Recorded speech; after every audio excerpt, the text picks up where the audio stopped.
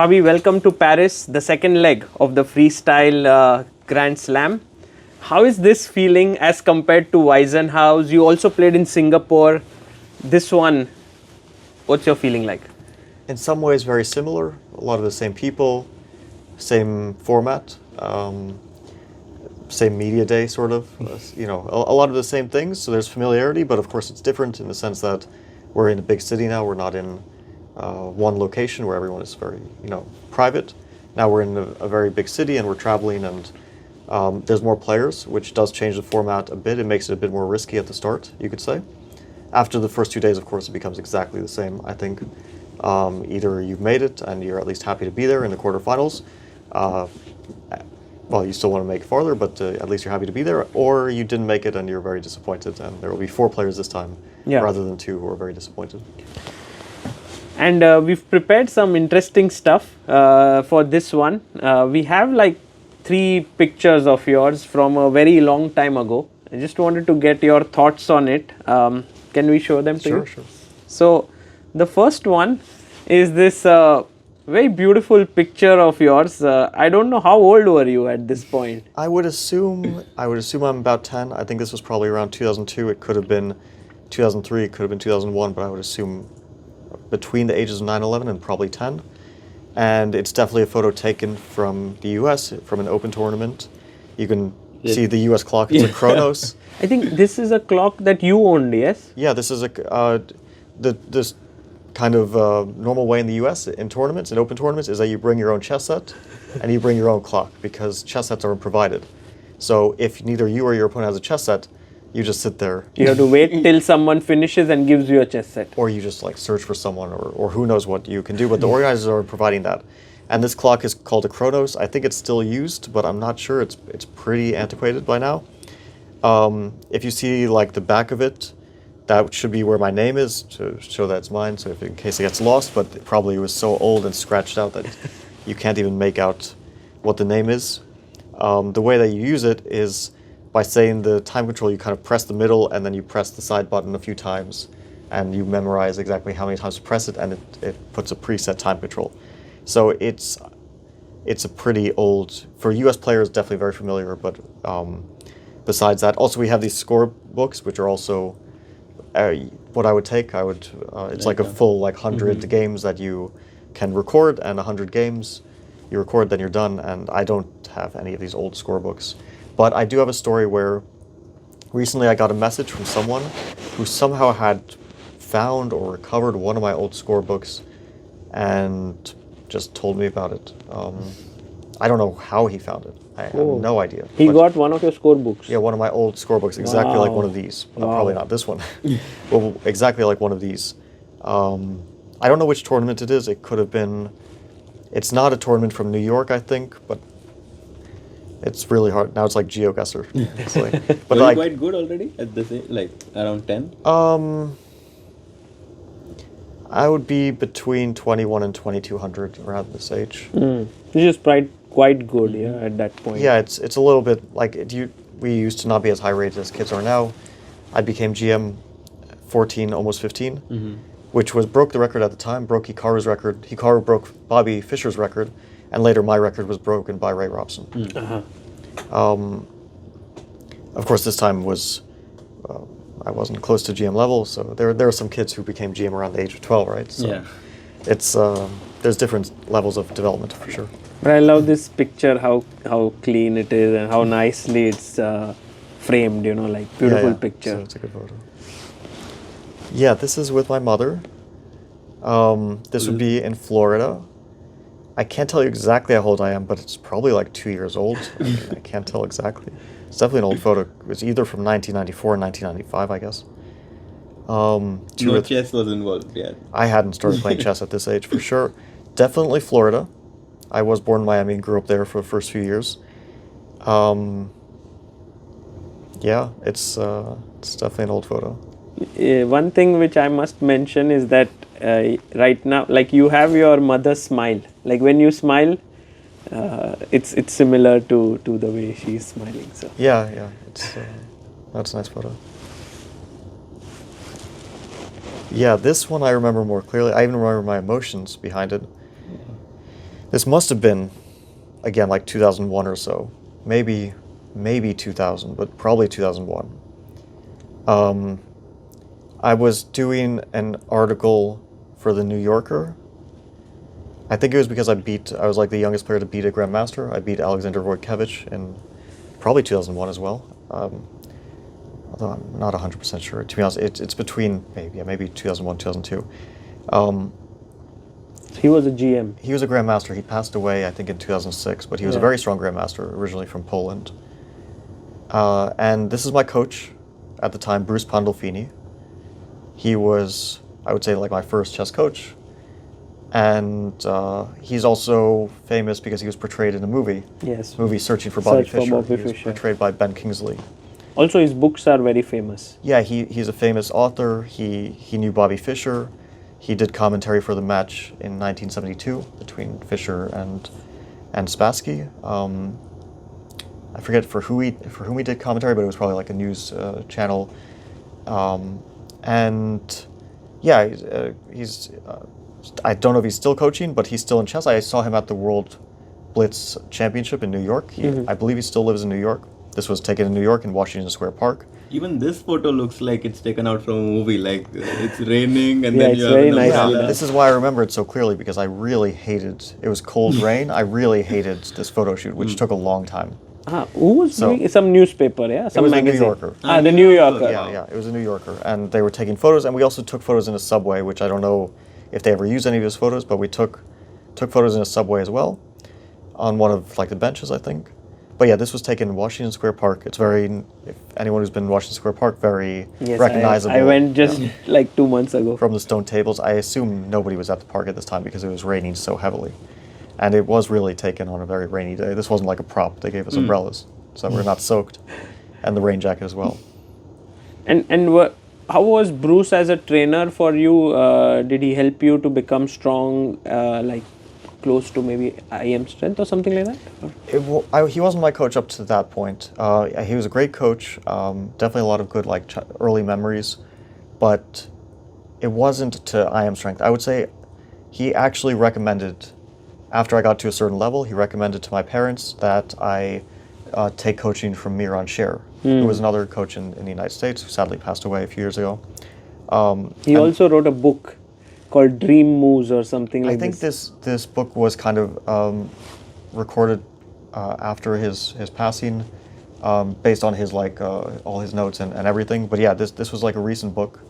I think it's very worthwhile to read. Because in that it's written that it has homework given to Fabi and Hess. Yeah, he was also Robert's coach. Yes. And I think Robert probably consulted quite a bit on the book as well. And yeah, he, definitely. I saw him the last time in 2018 in New York. We had dinner. That was after I qualified for the match. And I visited New York and I saw Miran. And Bruce recommended that I work with him because he felt like he can take me to a certain level, but then I would need because Miran was a grandmaster, strong grandmaster, and Bruce, I believe, was probably around the 2200 level or so. And of course, it's a strong player. That's a very strong player, but he recommended that I take some grandmaster coaching as well. This is actually a great thing about a good coach. They always know when to stop and pass it on. Yeah, I think that he definitely helped a lot of kids, not necessarily to become professionals, but to get into chess and to enjoy chess. Absolutely. And Fabi, we have a small rapid fire, few questions. If you could answer them. Yeah. So basically just a few questions we prepared, you can answer them. So the first one is, if you had to choose an opponent for a chess boxing event for the players who are playing here, who would you choose? I have to choose someone who I have a chance against. Or it could for fun. I mean... Well, I don't know if it's fun to fight someone much bigger than you. Like if I'm choosing, I don't know, Richard, who probably has like 5 inches more height than me, or even 6 inches, and also probably weighs like 40 kilos more than me. I don't know if that's a good idea, you know. So my choices are, I think, Hikaru. That's a reasonable choice. Maxime, possible choice. Gukesh. Gukesh, a little bit young. I don't want to fight someone who's so young. I don't know. It's not like either of us have fighting experience, but I would maybe feel bad. But I don't know if I'd feel bad. Maybe I wouldn't.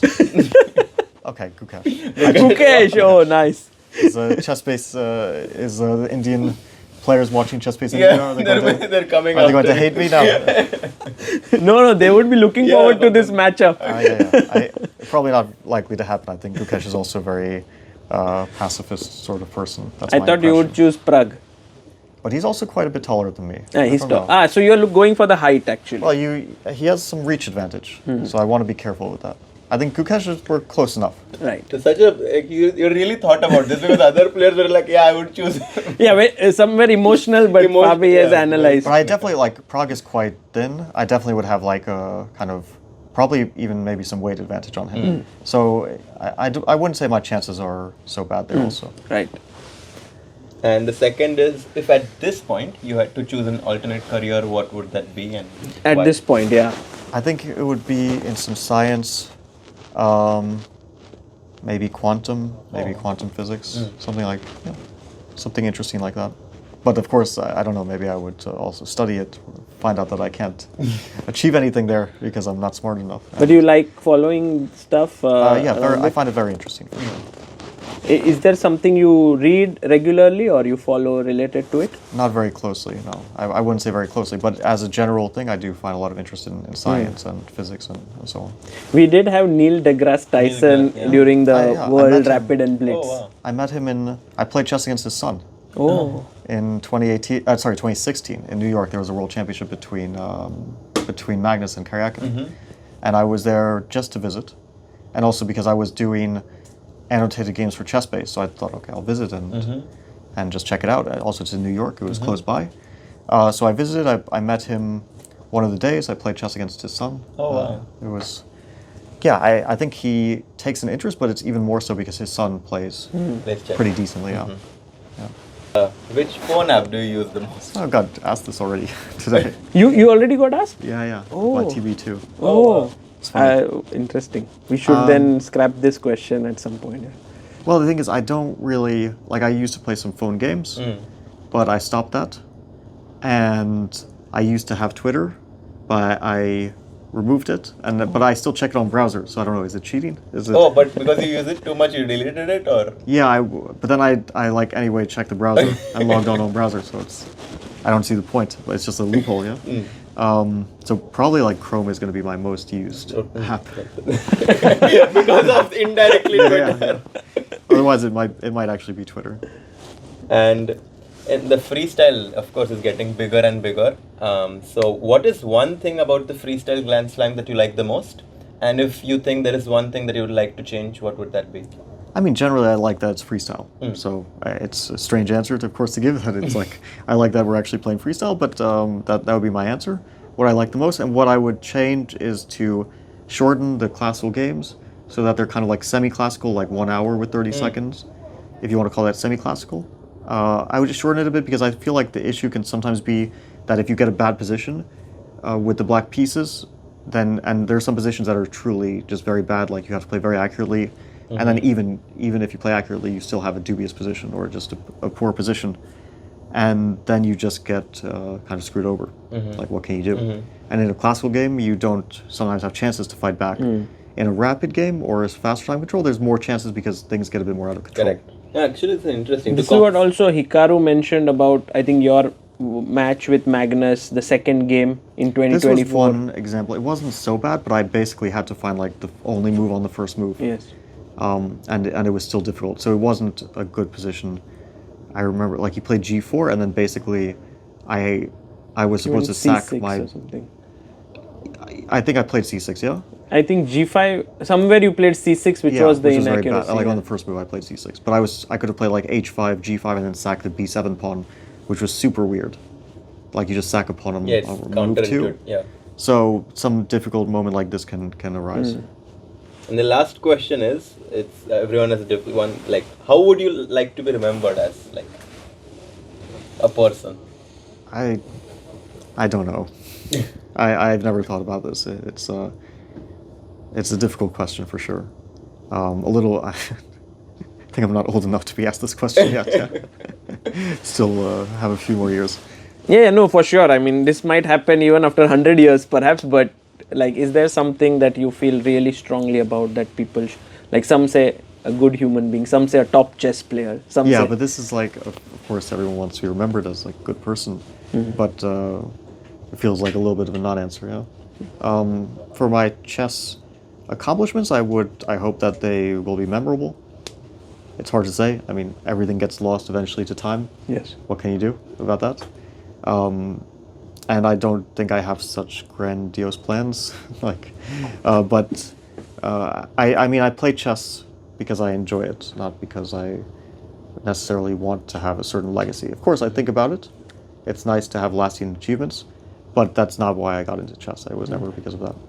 And you always keep that in mind, yeah? It's difficult, yeah? Sometimes you get so mixed into what's going on that it's easy to forget that you actually enjoyed chess. Yeah, I still try to just enjoy it and not think too much about. Yeah, of course, everyone has these goals, and some are very lasting goals, some are not very lasting goals. Like it can, for example, I win a tournament, it can mean a lot to me. Nobody maybe will remember it in 2 years. It can Yes. happen. But if it matters to me, then and I achieved it, I think it's good enough. And one last question for this interview. Like, if you were to give one advice to like players who are trying to like improve at freestyle or even learn it, like, what do you think is the best way to do so? I would say like practice is the only way. Like, keep playing. Yeah. You can also analyze. You can just take random positions and see if you can find some pattern. I've heard different things from different people. Jan said if you can move a pawn that develops your bishop and queen at the same time, then you should do it. I don't know if that's a rule, but maybe it makes some sense. I've heard one that it's usually good to develop knights early, which I don't necessarily agree with, but some top player decided that that's something, and I've also heard from Levon that there are no rules. So it's also possible. It's actually what I maybe tend to agree with, most yeah. with. Yeah. Okay, thanks a Maybe lot. it's useful for you for the Grenke chess where you will play. At which one of this? The third? I don't know. No, the freestyle. No, but After. which rule is the most? Aha, no, just the question could be helpful. Maybe we'll play. We could play easily, yeah.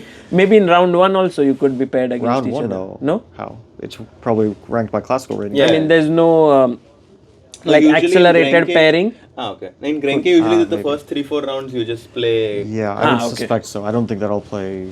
That will no. It's you're too high. Yeah. I think, but maybe by round 3 or 4 it Yeah. could be. Wow, that would be very interesting. Yeah. But Pavit, thank you. Thanks a lot, and for- good luck for the Thanks event. very much. Thank you.